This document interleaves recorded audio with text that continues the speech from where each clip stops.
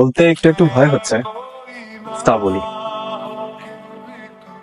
আমি কি কিছুক্ষণের জন্য তোমার হাতটা ধরতে পারি? হ্যাঁ পারো। তোমার আঙুলগুলো খুব সুন্দর। এই সুন্দর আঙুলগুলোর জন্য আমার কাছে একটা উপহার আছে, দেই? কি উপহার?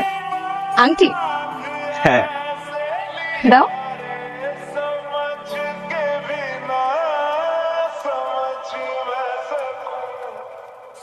এটা তো অনেক দামি আংটি। আমি বলবো, তুমি দামটা কেন দেখছো? ভালোবাসার চেয়ে কিছু দামি আছে নাকি? না শিউন, আমি এটা তো নিতে পারবো না। আমার বাবা দেখলে অনেক রাগ করবে।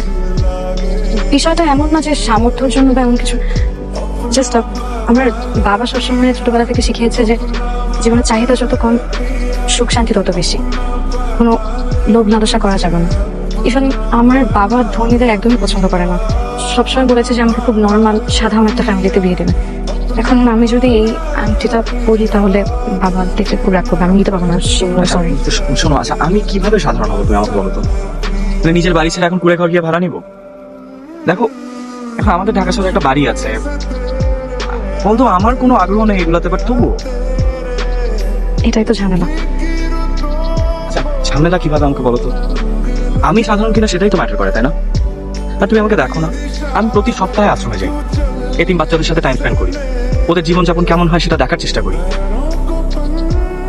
ওরা অল্পতেই কত খুশি। বাবা নেই, মা নেই, সাধারণ খাবার, সাধারণ পোশাক, এটাই ওদের জীবন, এবং এতেই তারা কত খুশি। এসব কথা আমাকে না বুঝিয়ে আমার বাবাকে বুঝিও। আমি তোমার আংটিটা নিজের কাছে রেখে দিচ্ছি, কিন্তু পরবো না। রেখে দেবা, দাও, পরিয়ে দাও।